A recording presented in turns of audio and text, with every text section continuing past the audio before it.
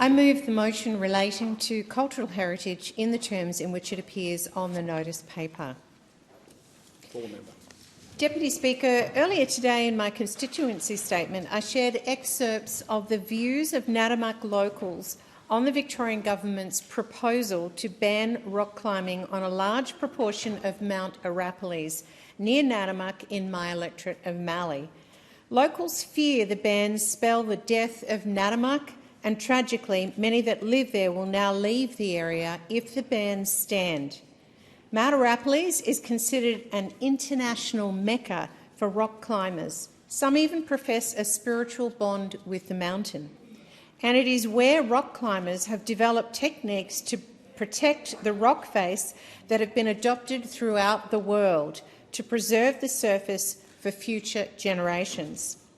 The Allen Labor government would have known this if they had consulted with the rock climbing community. This is where the federal minister would do well to establish protocols on cultural heritage so we don't see more public land in Australia locked up for the enjoyment or even profit of a select few. As Shadow Minister for Regional Health, I want to speak to paragraph 1D of this motion on the health impacts. And first I quote Dr Felix Ritson from Nadamak. He said to me, "I am a GP registrar employed at Lister House Clinic, focusing on mental health, including youth mental health, addiction and chronic pain. There are 3 GPs employed at Lister House Clinic, another GP at Goolam and the only local medical specialist, a neurologist, moved to Wimmera for its climbing access.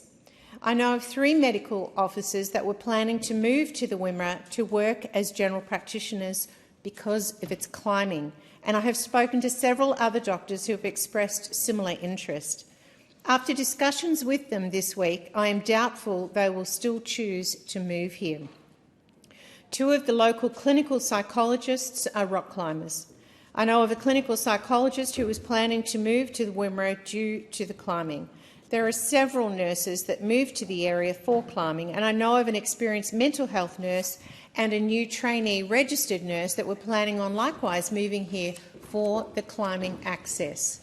Amanda Wilson is the CEO of Lister House Medical Clinic and echoed Dr Litson's concerns about losing their workforce, saying, and I quote her, "I point out Australian graduates because they are rare to get in a rural community. We also have a neurologist, rare as hen's teeth, to get to a rural area, here for the climbing, and many other professionals such as nurses, optometrists, physiotherapists and allied health, such as clinical psychologists. These people have moved here because of the climbing. I cannot implore you enough to stop this ban and create an inclusive space for everyone. We are going to lose a large portion of our medical community. It is hard enough to get a GP to a rural town, and to think we will have the main reason they have come to this community is going to be taken away." Dr Alex McAdam from Adelaide wrote to me, "As a medical doctor, it has been my plan to move to the Wimmera in order to balance those 2 fields in which I have dedicated my life, medicine and climbing.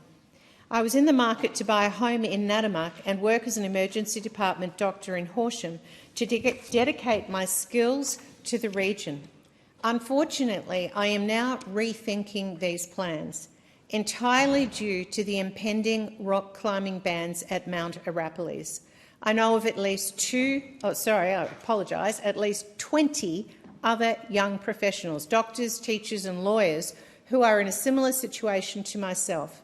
These closures are not good for the region as a whole and will lead to a mass exodus of skilled professionals." Now, Deputy Speaker, this is an absolute tragedy for the region of Wimmera, and I urge federal and state Labor governments to save our health workforce and consult better with those that love Mount Arapiles.